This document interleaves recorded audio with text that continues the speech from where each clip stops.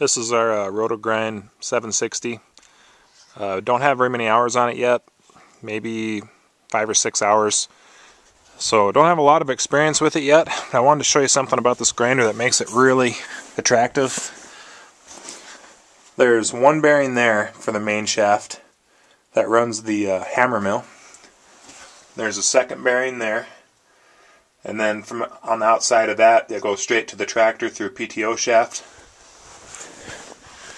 Then there's also one bearing, you can barely see it there, back here for the back of the hammer mill.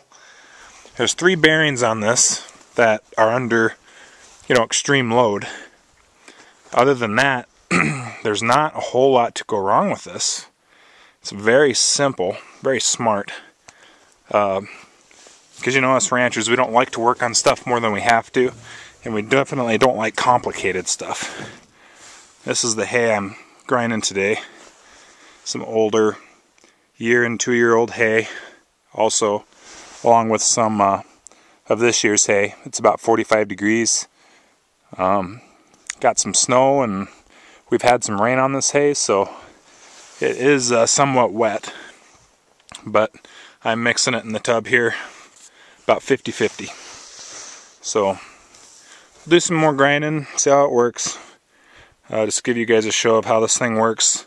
I was pretty skeptical when we bought it of the performance. And, I mean, it does. I wish it was a little faster, but at the same time, I'm grinding half wet hay. So I can't be really too disappointed for as little fuel as I'm using and for the little startup cost for the grinder itself. I mean, it's cheaper than any bale processor and does a better job. So I really, I think I'm going to really enjoy owning this machine. So I'll take some more video and let you guys see how it works. Running this grinder using 7510 John Deere. It's about 10 years old. Getting to be some high hours, almost 7,000. About 115 horse I think it's rated at. And as you know, with John Deere's, they rate them pretty conservatively, so this thing's probably running closer to 125, 30 horsepower. So the requirements on this grinder, I believe, were 80 horsepower up to 150, so right in the ballpark. I just use any old tractor to load it. We've got a telehandler here that we use, John Deere 3420. Uses about 1.5 gallons per hour, just putting around like this. If I really stress it out, it might burn up to 2.5. Real efficient operator. So combined with these two, about 7 gallons to the hour. That's what it's going to take to keep fuel running through these while I'm grinding.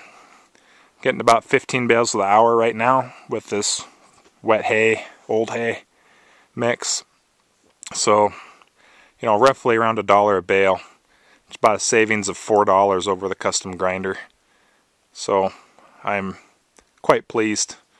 If you have the time to do it, it's worth the money.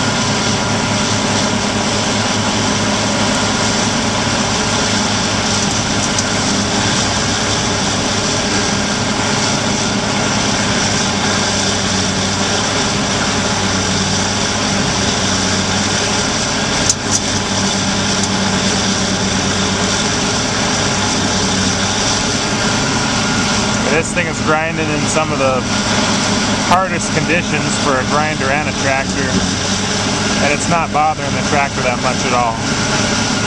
And it's an old tractor, 10 years old with almost 7,000 hours on it, and it runs this thing fine. Doesn't bog it down too much. I and it still does a good job cutting it. Where, I mean, you notice with some of your custom hay grinders, some of this hay is wet enough where it would bog it down and kill the engine. This grinder doesn't have that problem.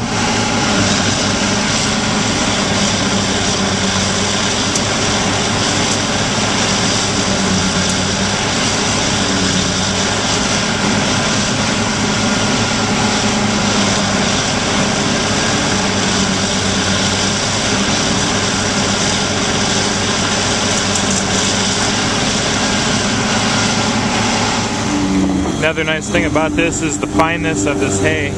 This is what they call their medium grind or cut, which is mostly, I'd say, 3 and 4 inch lengths with some finer stuff, which is about what I have to get through my Rotomix truck. It's kind of picky about what it has to have for hay length, since all we feed is ground hay to our cattle. This seems to do a pretty good job at that length. Does make quite a bit of dust when you do grind an alfalfa bale, but they have their special alfalfa hammers for that. Might be looking at that someday in the future.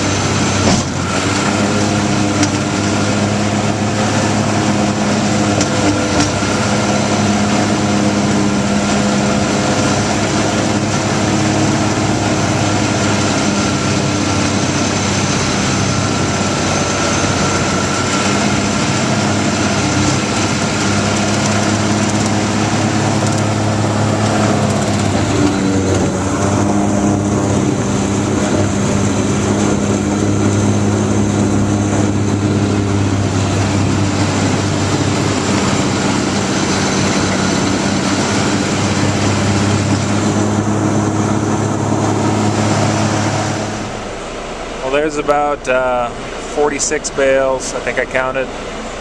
It took me about 3 hours to grind them. So right in that 15 bale an hour ballpark. Makes it stack about, probably 10 to 12 feet high. You could probably go higher, but I don't like shooting my hay up in the air very much. So this is about the size I like to make. Fair sized pile. Yeah, custom grinder probably could have done this in an hour, maybe a little more, but it cost me about a quarter of the amount to do it, so I think it's worth it.